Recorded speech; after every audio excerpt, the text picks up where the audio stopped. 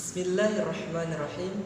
Assalamualaikum warahmatullahi ta'ala wabarakatuh. Alhamdulillah, alhamdulillahi wa kafa, wassalatu wassalamu ala rasulillahi al-mustafa wa ala alihi ahli sidqi wal wafa. Allahumma rabbi shrah li sadri wa yassir li amri wahlul 'uqdatam min lisani yafqahu qawli. Amma ba'd. Di awal saya mohon izin saya duduk dan berbicara di depan teman-teman. Bukan berarti saya lebih paham daripada teman-teman, bukan berarti saya lebih pantas daripada teman-teman, dan bukan berarti pula saya wawasannya lebih tinggi daripada teman-teman. Akan tetapi semoga hal ini menjadi sharing dua arah antara saya dan juga teman-teman. Pada kesempatan kali ini izinkan kami memaparkan sedikit banyaknya mengenai kajian tafsir di sub pembahasan tafsir al-adab al-ijtimai, tafsir ilmi, dan tafsir isyari. Berbicara tentang tafsir, mungkin hal ini sudah tidak lagi asing di pendengaran teman-teman. Teman-teman sedikit banyaknya sudah mengetahui tentang tafsir itu. Terlebih bagi teman-teman yang mengambil pendidikannya di jurusan ilmu Al-Quran dan tafsir. Sebelum kita melangkah lebih jauh, apa itu tafsir al-adab al-ijtimai, apa itu tafsir isyari, apa itu tafsir ini, saya akan memaparkan sedikit banyaknya mengenai selintas makna dari tafsir itu sendiri.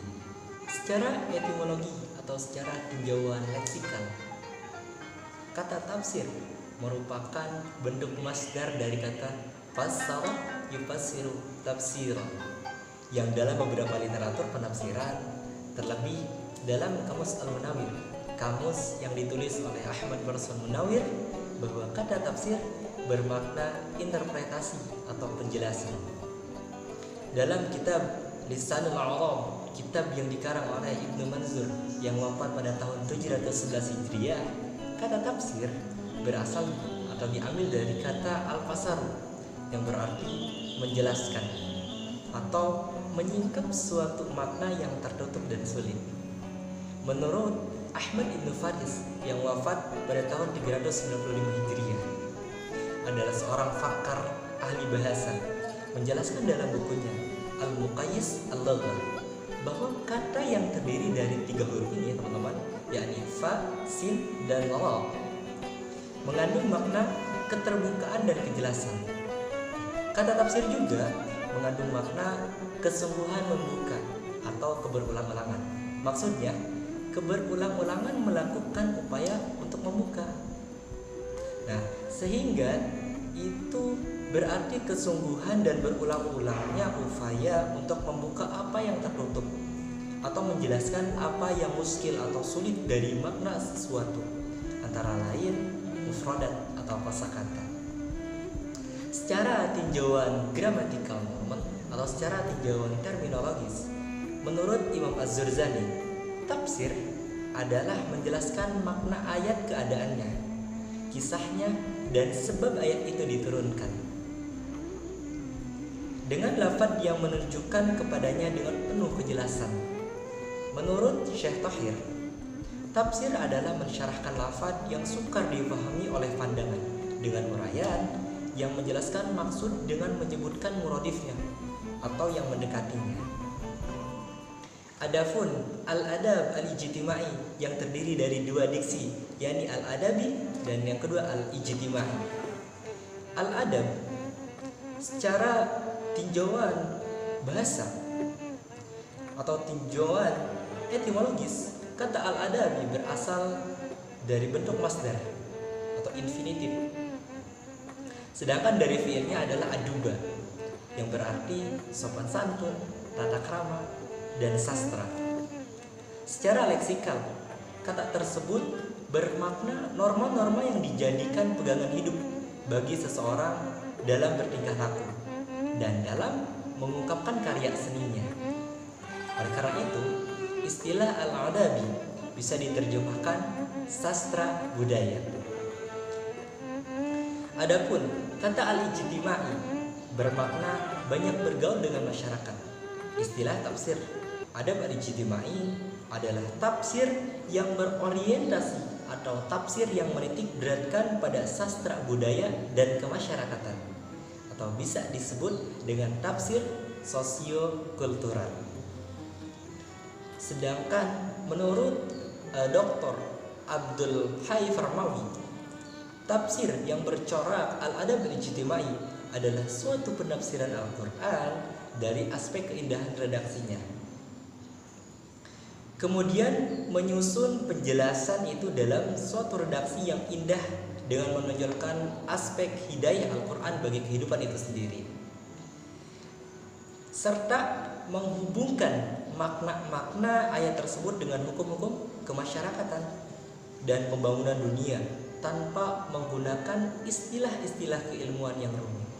Nah, ini salah satu keunggulan dari tafsir yang bercorak al-adab al-ijtimai. Selain mengungkapkan makna secara indah dan menarik, tafsir al-adab al-ijtimai juga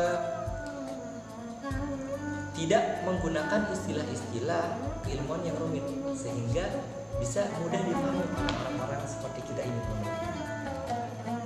Latar belakang lahirnya corak al-adab al-ijtimai tak bisa kita pungkiri, teman-teman.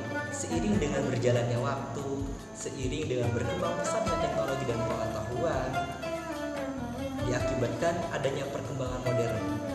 Hal ini muncul corak-corak penafsiran baru seperti yang sedang kita bahas ini, yakni corak al-adab al-ijtimai, yang fokus bahasanya adalah mengemukakan ungkapan-ungkapan Al-Quran secara teliti. Nah, selanjutnya menjelaskan makna-makna yang dimaksud oleh Al-Quran dengan gaya bahasa yang indah dan menarik.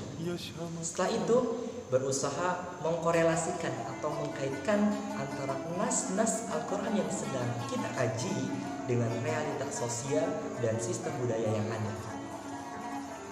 Karena tafsir al-adab al-ijtimai ini berorientasi kepada sosiokultural, maka cara penelitiannya mengkorelasikan antara nas-nas Al-Quran atau ayat-ayat Al-Quran yang sedang kita kaji dengan realitas sosial itu sendiri. Boleh dikatakan bahwa corak tafsir al-adab al-ijtimai adalah penafsiran yang berorientasi pada sastra budaya kemasyarakatan.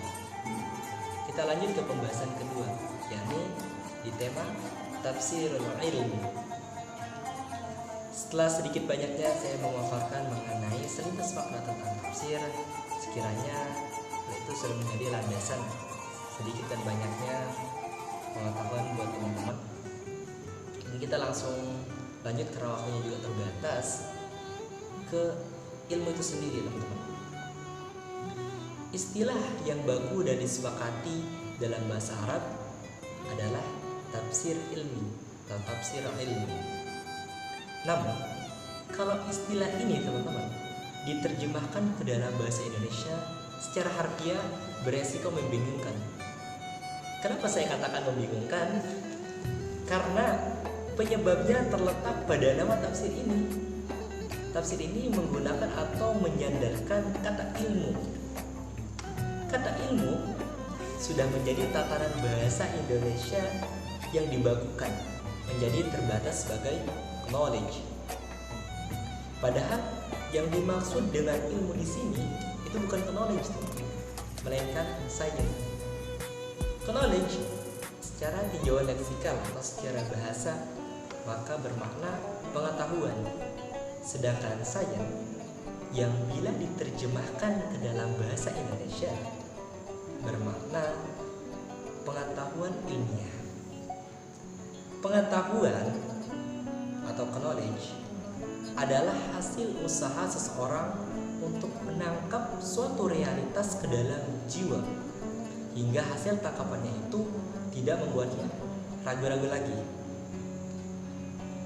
Jadi pengetahuan itu tidak menimbulkan keraguan di pikiran pemiliknya. Nah, beda halnya dengan pengetahuan ilmiah atau sering kita sebut dengan sains, teman-teman, yang mana pengetahuan yang diperoleh lewat proses ilmiah. Jadi ada tahap-tahapnya, ada metodenya, ada analisanya. Oleh karena itu, untuk memudahkan kita membedakan keduanya, yakni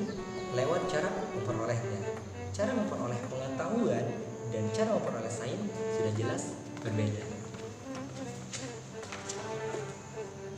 Menurut Husain Az-Zahabi mendefinisikan bahwa tafsir ilmi adalah tafsir yang membahas tentang istilah-istilah ilmiah dalam Al-Quran dan berupaya untuk menggali berbagai macam ilmu dan pandangan filosofis dari Al-Quran itu sendiri. Tafsir ilmi mempunyai muradif atau persamaan dalam penyebutannya, dikenal dengan istilah tafsirul kauniyah yang diambil dari kata al-kaun yang secara leksikal bermakna alam. Maksudnya alam yang mencakup bumi dan langit beserta segala isinya. Nah, tafsirul kauniyah juga disebut dengan ayat-ayat kauniyah, teman-teman. Mungkin hal ini sudah tidak lagi asing di pendengaran teman-teman tentang ayat-ayat kauniyah. Ayat-ayat kauniyah adalah istilah yang dipakai oleh para ulama untuk merujuk pada ayat-ayat Al-Quran yang membicarakan tentang fenomena alam dengan segala isinya. Latar belakang lahirnya corak tafsirul ilmi atau tafsirul kauniyah. Tafsir corak ini, teman-teman, muncul akibat kemajuan ilmu pengetahuan dan usaha penafsir atau usaha mufasir untuk memahami ayat-ayat Al-Quran menjadi selaras atau seimbang dengan perkembangan ilmu, yang mana seiring dengan berjalannya waktu ilmu semakin meleset jauh berkembang dan membuktikan kemukjizatan Al-Quran dengan adanya muatan kebenaran ilmiah di dalamnya. Nah, peristiwa ini, teman-teman, terjadi terutama sekali pada masa keemasan dinasti Bani Abbasiyah, kemudian menguat pada abad ke-5 Hijriah dan menjadi tren pada akhir abad 19 Masehi. Dibuktikan dengan banyaknya umat Islam atau intelektual Islam yang mengkhususkan diri untuk menekuni bidang ilmu tertentu dan teknologi. Beberapa mufasir beserta karyanya dalam tafsir yang bercorak ilmi atau tafsir yang bercorak kauniyah. Ada Syekh Al-Baidawi dengan karya terbesarnya Tafsir Anwar At-Tanzil wa Asrar At-Tanwil. Ada Syekh Tantawi Johari dengan karyanya Az-Zuhari fi At-Tafsir Al-Quran Al-Karim. Ada Syekh Hanafi Ahmad dengan karya terbesarnya At-Tafsir Al-Ilmi di Al-Ayat Al-Kauniyah fil Quran. Ada Syekh Qurtubi dengan karya tafsirnya Al-Jam'i li Ahkamil Quran. Tafsirul Ilmi atau Tafsirul Kauniyah yang di dalamnya membahas tentang misteri alam yang mana sudah diungkapkan oleh Al-Quran itu sendiri. Fakta ilmiah dan sejarah yang tidak diketahui oleh banyak orang. Seperti halnya apa yang dikemukakan oleh Thales, teman-teman. Thales pernah mengatakan bahwa asal kehidupan itu berawal dari air. Dan jauh sebelum Thales mengatakan hal itu, Al-Quran telah menyebutkannya dalam Quran Surat Al-Anbiya surat ke-21 ayat ke-30. Potongan ayatnya, Ta'udzu billahi minasyaitonir rajim. Wa ja'alna minal ma'i kulli syai'in hayy afala yu'minun. Terdapat diksi wa ja'alna minal ma'i kulli syai'in hayy. Dan kami jadikan segala sesuatu itu berasal dari air. Nah, dalam ayat tersebut dijelaskan bahwa air adalah asal kehidupan. Dan faktanya seluruh makhluk hidup tersusun dari sel. Dan sebagian besar sel-sel terdiri atas air. Bahwa 80% dari stok plasma sel hewan standar digambarkan sebagai air. Menurut Syekh Qurtubi dalam kitab tafsirnya Al-Jami' li Ahkamil Quran, panggalan ayat wa ja'alna minal ma'i kulli syai'in hayy, dan kami jadikan segala sesuatu yang hidup berasal dari air, memiliki 3 makna penafsiran, teman-teman. Makna penafsiran yang pertama, Allah menjadikan seluruh makhluknya dari air itu sendiri. Tafsiran makna kedua, Allah menjaga keberlangsungan hidup seluruh makhluknya dengan air. Dan tafsiran makna yang ketiga, Allah menjadikan air sperma sebagai sumber keberlangsungan keturunan segenap makhluk hidupnya. Mungkin hanya itu paparan materi yang bisa saya sampaikan, sekelumit materi tentang pembahasan tafsir al-adab al-ijtimai dan tafsir ilmiah atau tafsir kauniyah. Kurang lebihnya saya mohon maaf. Jikalau ada kata-kata yang kurang berkenan, teman-teman, mohon dibukakan pintu maaf yang sebesar dan seluas-luasnya. Jikalau ada kata-kata yang benar, tidak datangnya dari Allah Subhanahu wa taala, dan jika ada kata-kata yang salah atau berseberangan, itu datangnya dari syaitan dan saya sebagai korbannya.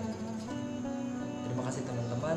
Pembahasan selanjutnya akan dibahas oleh partner saya, Saudara Muhammad Yahya Ayas. Undur maqala wa la tangdur maqala, wallahu al-muwaffiq ila aqwamit thariq. Assalamualaikum warahmatullahi wabarakatuh. Bismillahirrahmanirrahim. Assalamualaikum warahmatullahi wabarakatuh. Waalaikumsalam warahmatullahi wabarakatuh. Alhamdulillah, assalatu wassalamu ala rasulillah Sayyidina wa maulana Muhammadin ibni Abdillah wa ala alihi wa sahbihi wa mawala, amma ba'du. Baiklah, langsung saja. Saya Muhammad Yahya Ayas dari kelompok 3 akan menjelaskan materi tafsir bercorak Sufi Isy'ari. Sebelumnya sudah dijelaskan beberapa materi oleh teman saya. Sekarang saya akan melanjutkan penjelasan dari materi yang sudah disampaikan. Tafsir bercorak Sufi Isy'ari. Tafsir Isy'ari adalah mentakwilkan ayat-ayat Al-Quran dari makna lahirnya karena adanya isyarat. Isyari itu isyarat. Karena adanya isyarat yang tersembunyi yang didapatkan oleh para sufi, dan makna itu bisa dikompromikan atau bisa dikorelasikan dengan makna-makna lahir yang lain. Menurut Profesor Dr. Muhammad Quraish Shihab, seorang mufassir terkenal di Indonesia, mungkin kalian juga mengetahui itu. Beliau ini sangat luar biasa, mufassir kontemporer, yang mana kitab-kitabnya terkenal, dipelajari di seluruh kampus-kampus ternama. Tafsir yang terkenal itu Tafsir Al-Misbah, karangan beliau, dan masih banyak lain. Beliau menyebutkan definisi yang sederhana tentang apa yang dimaksud dengan tafsir sufistik ini, atau tafsir dengan corak sufistik isyari ini. Tafsir ini ditulis oleh kalangan para sufi, oleh kalangan para sufi. Untuk itu cara mengetahuinya adalah apakah suatu tafsir ini bercorak sufi atau tidak, kita bisa mengetahui dari pengarangnya. Kalau pengarangnya sufi, maka tafsirnya pun bercorak sufi. Kalau pengarangnya tidak berkalangan sufi atau tidak dari kalangan sufi, maka tidak disebut dengan tafsir Sufi Isy'ari. Corak tafsir ini timbul akibat maraknya gerakan-gerakan sufi sebagai reaksi dari kecenderungan berbagai pihak yang lebih menekankan pada kehidupan materi. Para mufassir yang karya-karyanya sering dimasukkan ke dalam kategori tafsir beraliran sufistik ini biasa masih dibedakan lagi menjadi 2 macam corak. Tafsir ini kita bisa membedakan menjadi 2 macam corak. Yang pertama disebut dengan tafsir nazari, yang kedua dengan tafsir amali, atau sufistik nazari dan sufistik amali. Secara bahasa yang pertama kita bahas tafsir sufistik nazari. Secara bahasa istilah nazari artinya teori. Kalau istilah teori ini dibandingkan dengan istilah amali sangat berbeda. Teori hanya materi, sedangkan amali langsung ke praktek. Maka dengan mudah kita menangkap bahwa maksudnya adalah aliran tasawuf nazari ini tasawuf yang bersifat teoritis, yang bersifat materi, teori, hanya mengedepankan sisi teori saja dalam konsep-konsep dan pandangan hidupnya, di mana belum tentu terkait dengan praktek dalam kehidupan yang sesungguhnya, hanya mengedepankan teori. Kemudian yang kedua, amali isyari. Amali isyari. Secara bahasa kata amali artinya perbuatan, tindakan, praktek, pekerjaan. Bersifat implementasi, maksudnya para pengikut paham tasawuf amali ini lebih banyak melakukan praktek langsung dalam kehidupan. Contohnya bersikap zuhud. Apa sih zuhud itu? Zuhud itu bukan berarti kita meninggalkan dunia sepenuhnya. Tidak, Allah tidak menganjurkan itu. Bahkan Allah melarang. Allah menyuruh kita seimbang perihal dunia dan akhirat. Zuhud menurut para ulama adalah tarkud dunia li ajlil akhirah. Mengambil dunia hanya sekedarnya saja untuk kepentingan akhirat. Sayyidina Ali bin Abi Thalib radhiyallahu anhu beliau berkata, "I'mal li dunyaka ka'annaka ta'ishu abada wa amal li akhiratika ka'annaka tamutu." Bekerjalah untuk duniamu seakan-akan kau hidup selamanya, dan bekerjalah untuk akhiratmu seakan-akan kau mati esok. Artinya apa? Penjelasan perkataan beliau ini mengajarkan kita arti keseimbangan dalam kehidupan. Jadi kita harus seimbang perihal dunia dan perihal akhirat. Maka seorang sufi harus berusaha seperti itu. Allah juga bilang dalam Al-Quran, "Wabtagi fima ataqallahu daral akhirata wala tansa nasibaka minad dunya." Kalimat wala tansa nasibaka minad dunya, hei kau jangan lupa nasibmu di dunia. Artinya kamu masih dalam kehidupan dunia, maka ambil dunia sepenuhnya untuk kepentingan akhirat. Itu yang dilakukan oleh para sufi yang sebenarnya. Itulah zuhud. Kemudian hidup sederhana atau seperti yang mereka pakai dalam istilah khas, yaitu riyadhah ruhiyah, ketimbang sibuk dengan berbagai teori dan cara pandang yang bersifat teoritis sufistik. Jadi tafsir amali isyari ini lebih kepada praktek, ya tadi itu bersikap zuhud, bersikap tawadu, bersikap qanaah, lalu ikhlas dan lain sebagainya. Aliran tafsir ini kadang disebut juga dengan tafsir al-fayudi atau disebut at-tafsir al-isyari. Ya, sama tadi seperti yang sudah kita paparkan. Yang selanjutnya, perbedaan di antara keduanya adalah Imam Az-Zahabi memberikan penjelasan mengenai perbedaan antara tafsir sufi nazari dan tafsir sufi isyari amali sebagai berikut. Yang pertama, tafsir sufi nazari dibangun atas dasar pengetahuan ilmu sebelumnya yang ada dalam seorang sufi, yang kemudian menafsirkan Al-Quran yang dijadikan sebagai landasan tasawufnya. Adapun tafsir sufi isyari bukan didasarkan pada adanya pengetahuan ilmu sebelumnya, tetapi didasari oleh ketulusan hati seorang sufi yang mencapai derajat tertentu sehingga tersingkapnya isyarat-isyarat Al-Quran. Kemudian yang kedua, dalam tafsir sufi nazari, seorang sufi berpendapat bahwa semua ayat dalam Al-Quran mempunyai makna-makna tertentu dan bukan makna lain yang dibalik ayat. Adapun dalam tafsir sufi isyari, asumsi dasarnya bahwa ayat-ayat Al-Quran mempunyai makna lain yang ada di balik makna lahir. Dalam sejarah tasawuf, pada sekitar abad keempat telah terjadi pergulatan yang tajam antara ahli hakikat yang diperankan oleh para ahli tasawuf dan ahli syariat yang dimainkan oleh para fuqaha, para ahli-ahli fikih. Tetapi setelah itu Al-Imam Al-Ghazali berusaha menyatukan kembali antara keduanya dengan menulis berbagai kitab, terutama yang terkenal di antaranya kitab Ihya Ulumuddin. Oh, ini sangat terkenal sekali ya, kitab Ihya Ulumuddin karya Al-Imam Al-Ghazali. Imam Ghazali sebagai seorang yang dulunya filosof berpendapat bahwa dalam Islam antara syariat dan hakikat tidak bisa dipisahkan. Syariat dan hakikat ini saling keterkaitan satu sama lain, tidak bisa dipisahkan. Dan tidak bisa mengambil salah satu dari keduanya. Dalam menafsirkan ayat-ayat fikih, mereka juga menggunakan pendekatan isyarat. Ayat-ayat tentang perintah seperti sholat, zakat, dan yang lainnya, tetapi diterima sebagaimana para ahli fikih.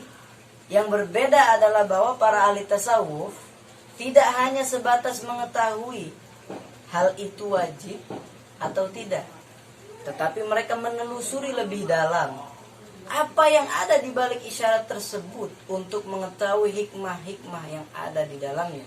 Dan hal ini tidak bisa dilakukan oleh para fuqaha, yang hanya bisa dilakukan oleh para sufi. Sesungguhnya para ulama tasawuf tidak bisa menolak syariat. Mereka tetap berpegang pada syariat dan hakikat terhadap orang-orang yang dalam praktiknya hanya mementingkan hakikat tanpa memperhatikan syariat.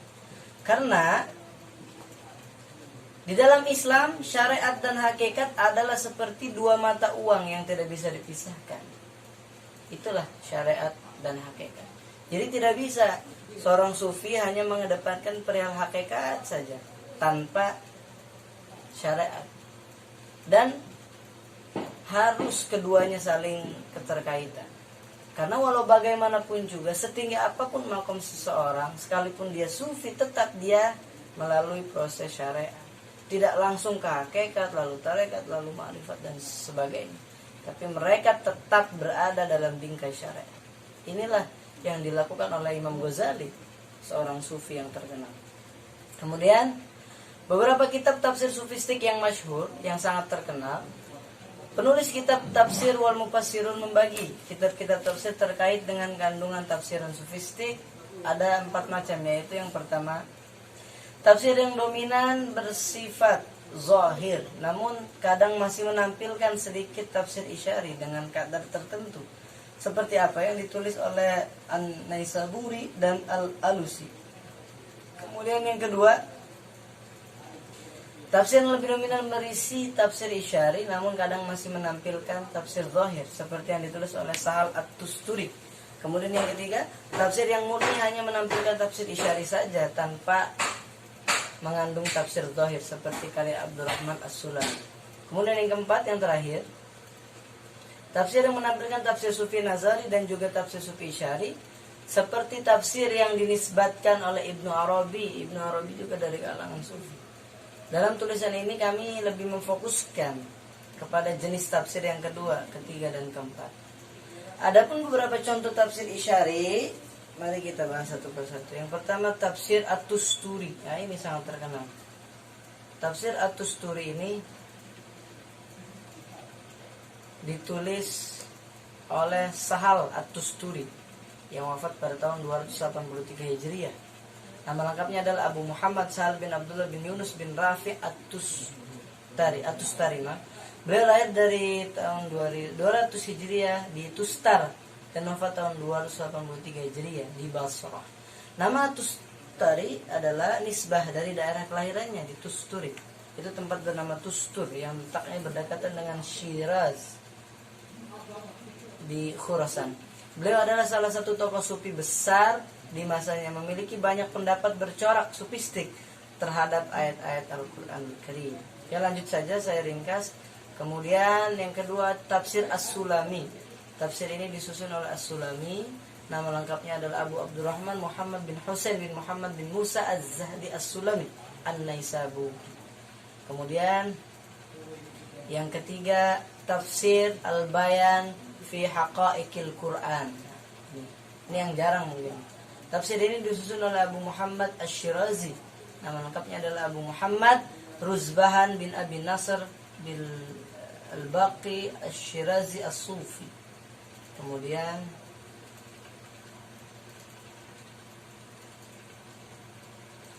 yang keempat, At-Ta'wilat An-Najmiyah. Penyusun kitab tafsir ini ada dua orang. Yang pertama adalah Najmuddin Dayyah yang wafat sebelum sempat menyelesaikannya. Kemudian yang kedua adalah Alaw Ad-Daulah As-Samani. Penulis bernama asli Najmuddin Abu Bakar bin Abdullah bin Muhammad bin Syahdari Az-Zadi Ar-Razi yang dikenal dengan Dayyah. Sedangkan penulis kedua bernama asli Ahmad bin Muhammad bin Ahmad bin Muhammad As-Samnai Al-Biyananki dan lakabnya adalah Alaud Ad-Daulah, yang dilahirkan pada tahun 599 dan wafat pada tahun 736 Hijriah. Al-Asnawi dalam Tabaqatnya mengatakan tentang beliau, kana aliman mursyidan lahu karamat wa tasani fit tafsir wa tasawuf wa ghairuhuma. Beliau adalah alim mursyid yang punya karamah dan karyanya di bidang tafsir dan tasawuf dan lainnya. Yaitu tadi beberapa kitab tafsir sufistik Isyari. Kemudian ada juga tafsiran yang dinisbatkan kepada Ibnu Arabi. Tafsir Ibnu Arabi. Mungkin itu saja yang dapat saya sampaikan. Kurang lebihnya mohon maaf. Billahi taufiq wal hidayah. Wassalamualaikum warahmatullahi wabarakatuh.